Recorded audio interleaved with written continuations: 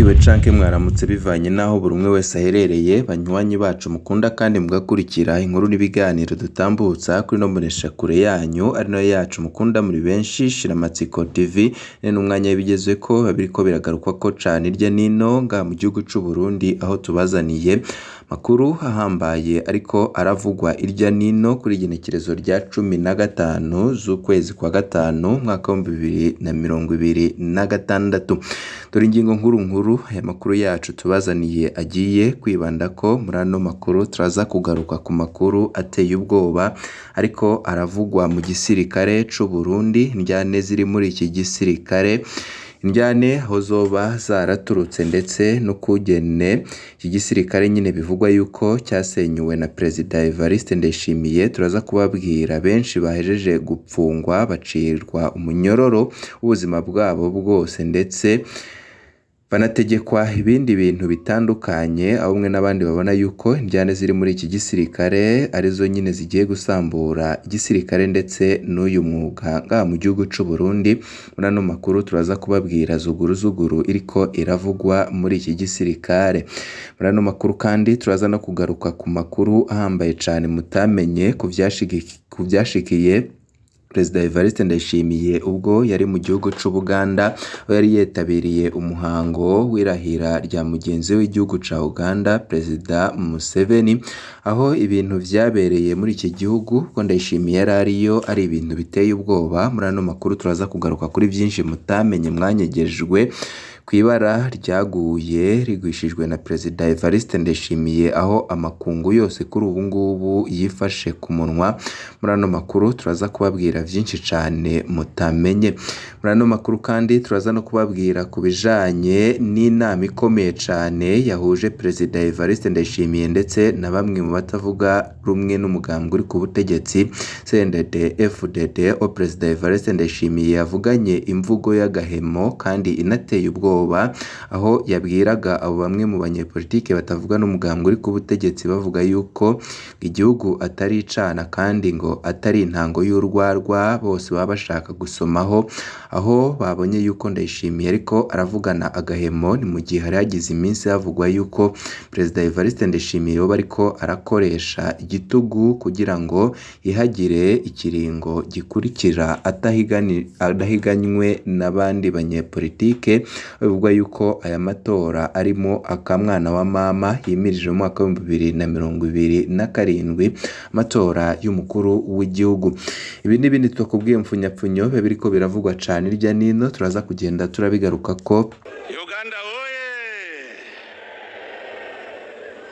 Your Excellency President Yoweri Kaguta Museveni, President of the Republic of Uganda, Your Excellency, before you today, alongside the distinguished guests gathered here on this great day in the history of the Republic of Uganda. Beyond the beginning of a new presidential mandate, uburyo bw'idonido nimba utaravyonda kuri sabone canke se subscribe banzu vyondeko kugira ngo igihe cyose turonse amakuru n'ibiganiro bene nk'ibi uzuba mu bambere bashikirwa navyo. Mbere yuko tugaruka kuri ya makuru akomeye cane ahambaye mu zuguru riko iravugwa mu gisirikare c'u Burundi, reka dutangurira no makuru yacu ku vyashikiye Perezida Evariste Ndayishimiye ubwo yari mu gihugu cibanyi ca Uganda. Abategetsi bacu barakwiriye guhagarika kumaramaza Burundi mu manama mpuzamakungu. Mu birori vyo kwimika Perezida wa Uganda Museveni, Ndayishimiye yari yatumiwe yongera arahabwa ijambo nk'umukuru w'igihugu c'u Burundi, akongera agahagararira ishirahamwe rya Afurika. Ijambo yarishikirije mu rurimi rw'icongereza, abari bahari baratamarirwa. Iryo jambo rikaba ririko rirahanwahanwa ku mbuga ngurukana bumenyi mu karere ndetse no kw'isi hose. Catangaje abantu si uburemere bw'amajambo yashikirije, ahubwo ni uburyo yashikirije ijambo mu rurimi biboneka ko atabumenyi afisemwo. Sinzi ko Ndayishimiye yoba afata icongereza nk'ururimi rwo kwinezeza canke ko bwo gushimisha abantu kanaka. Haciye amezi abiri tubabwiye tuteye akamo abategetsi b'u Burundi kwirinda gukoresha indimi batumva neza mu gihe baserukiye abenegihugu kw'isi hose ko ibingibi bigenda biramaramaza igihugu. Mu nkuru twabahaye twaragarutse ku bambasaderi hamwe n'abandi bategetsi bashobora kwitabira inama mpuzamakungu baserukiye igihugu cacu c'u Burundi. Turasubiriye gutera akamo dushimitse ko kuva kutumva indimi kuvuga indimi tumva neza bifise ingaruka mbi zikomeye cyane ku isura y'igihugu narirya Uburundi busanzwe bugoyagoya mu bijanye no gukwega abanyamitahe hamwe n'ingenzi. Kujanjagura icongereza bituma amakungu afata Burundi nk'igihugu kitiyubashe kuko ibi vyongereza ku yandi makuru menshi adahumuriza bazi ku Burundi. Ibingibi rero vyo kujonjagura icongereza ndetse n'izindi ndimi abategetsi b'u Burundi bakoresha bikaba bibandanya gusevya Uburundi mu makungu. Icongereza Ndayishimiye yavugiye vuba i Kampala mu Buganda ku igenekerezo ry'umunani z'ukwezi kwa gatanu umwaka w'2026 kibandanya kwerekana amakungu ko Burundi butiyubashe. Ndayishimiye akwiye kwifata gute mu manama mpuzamakungu? Ndayishimiye arakwiye kwibuka ko ahawe ubutumire na kanaka ubwo aribwo bwose haba hatumiwe Uburundi ndetse n'Abarundi. Kuba ari we yitaba ubutumire ni ukubera biri mu vyo Abarundi bamutumye. Ntakwiye rero kumva ko yokora ivyo ashatse kandi afise abamutumye. Abahanuzi ba Ndayishimiye baracabaho canke ntibagihari? Ni gute bwaba abahanuzi b'umukuru w'igihugu mumwemerera kumwandikira ijambo mu rurimi muzi neza yuko atazi? Birya bintu usoma mwebwe nta soni bibatera? Ubwo murazi urugero muriko muratukisha ko ishusho yacu mu makungu, canke abahanuzi biwe nyine muratinya kumubwira ko atabumenya afise mu congereza kugira ngo mukingire aho musoroma. Bategetse cane Ndayishimiye nimwikubita agashi nka harya mu Buganda umukuru w'igihugu yari kuba yateguriwe ijambo rinini mu rurimi yumva neza nk'igifaransa. Turinginze umukuru w'igihugu Ndayishimiye ageze mu manama mpuzamakungu azohore akoresha igifaransa kandi aracizi neza. Bibaye ngombwa yo kwikora no ku rundi rurimi nk'igiswahili canke ndetse n'urundi aba yiyumvamo neza.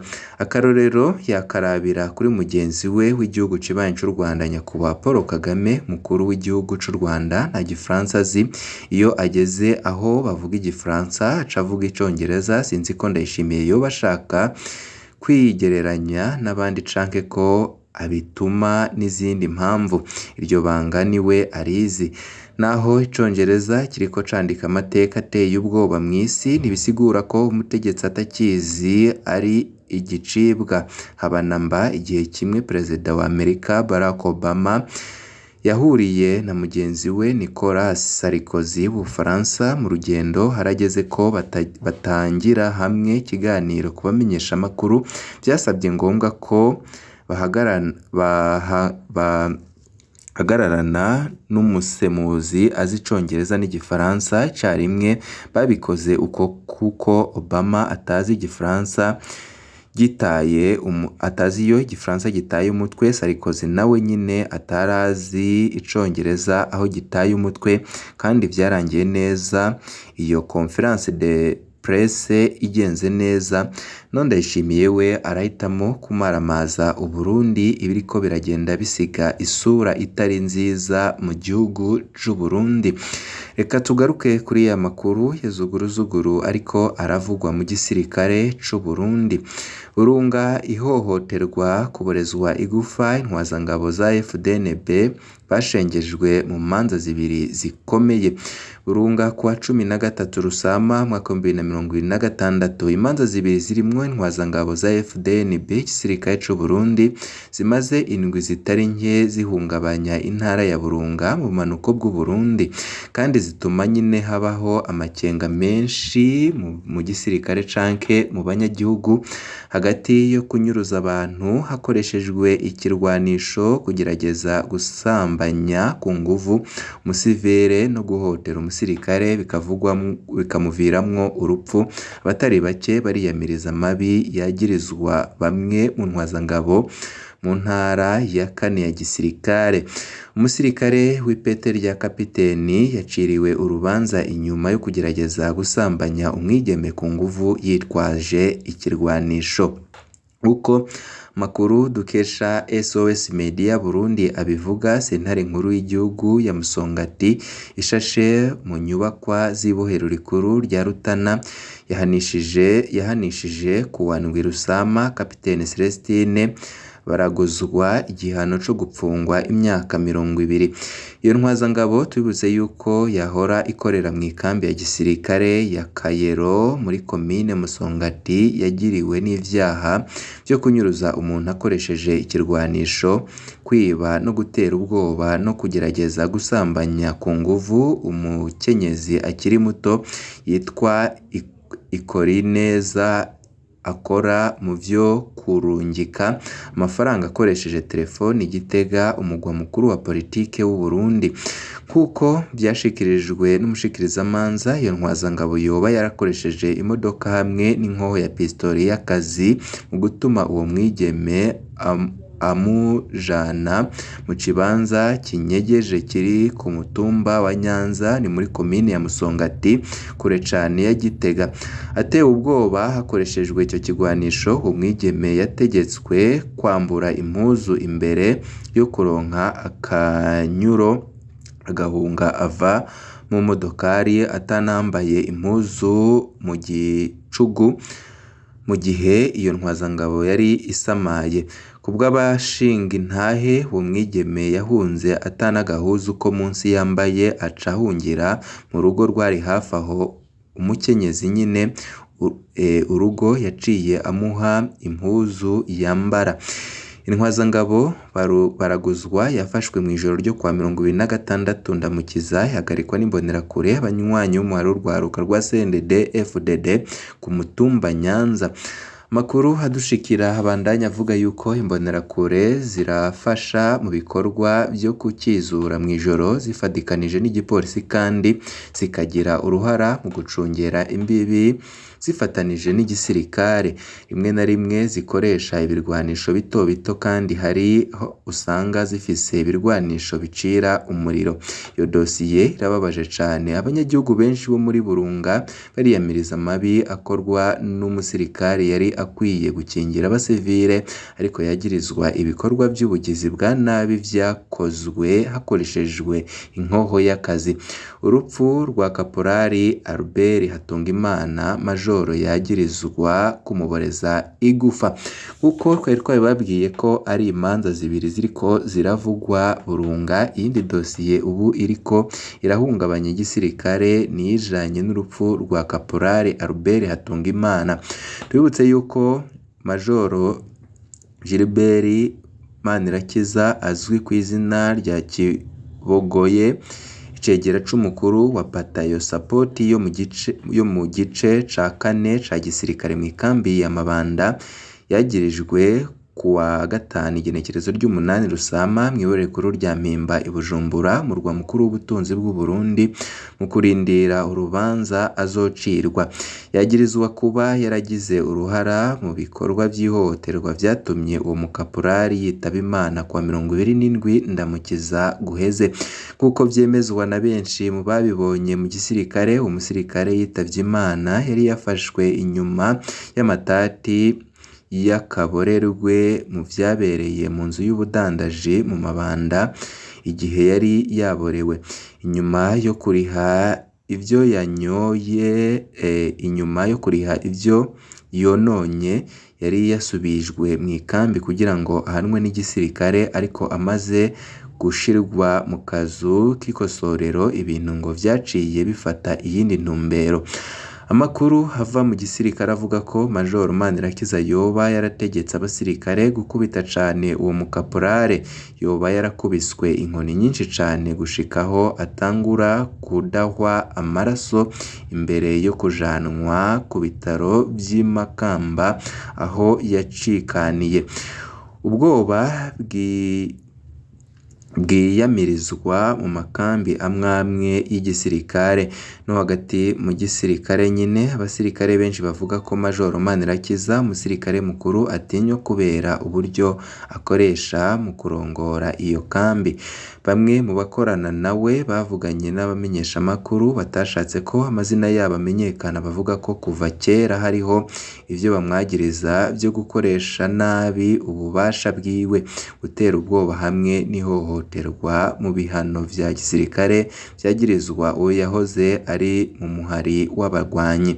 Naho ivyo yagirizwa bitigeze bituma akurikiranwa n'ubutungane, abasirikare benshi babona ko urupfu rwa Kaporali Albert Hatungimana rwavyuye ishavu ryari mu basirikare b'i Burunga bari bagumye mu gacerere. Ku bantu benshi bakurikiranira hafi ibibera mu gisirikare, gutangura gukurikirana mu butungane intwazangabo mu gisirikare ni ikintu kidasanzwe, kuko abasirikare b'intwazangabo bakunze kubonwa nk'abadashobora gukorwako n'ubutungane bwa gisirikare. Isura y'igisirikare yarahungabanye cane muri kino gihe mu gihugu c'u Burundi. Tubutse yuko hagati y'ihohoterwa rikorerwa abasivile, irikoreshwa ry'inkoho z'akazi mu bikorwa vy'ubugizi bwa nabi hamwe no kuboreza igufa abasivile mu makambi, izo manza zibiri zerekana ishusho mbi y'inzego zo kwivuna abansi mu ntara ya Burunga. Bibaye mu gihe muri FDNB hari icuka cane cibi kubera kurungika abasirikare b'u Burundi mu buseruko bwa Repubulika Iharanira Demokarasi ya Kongo gufasha FARDC, igisirikare ca Kongo, imirwi yitwaje ibirwanisho ya Wazalendo ifashwa na Kinshasa hamwe na FDLR, umurwi wasize urimwo abasize bakozeho nyabwoko mu gihugu kibanyi cy'u Rwanda mu mwaka w'1994.